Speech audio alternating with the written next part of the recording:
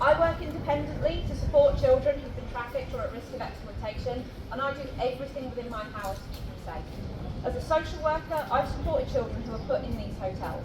Their stories are miserable. They arrived in the UK scared, traumatised and alone, and they needed someone to look after them. Instead, they were dumped into hotels with untrained staff who didn't have a clue about the risks they faced.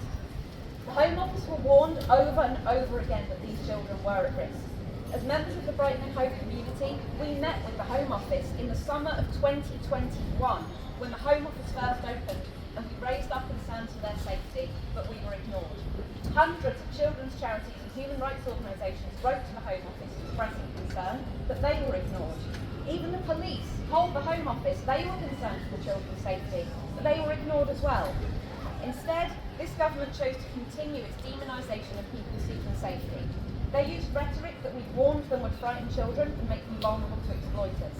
They ruthlessly targeted the Albanian community, and we warned them that this put Albanian children at heightened risk of exploitation.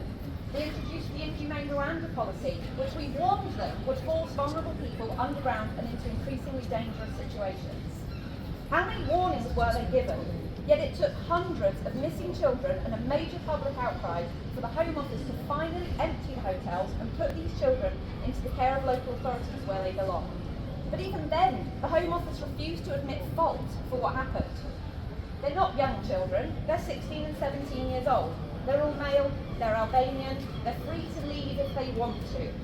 Any excuse they could find to deflect from the catastrophe that unfolded on their watch.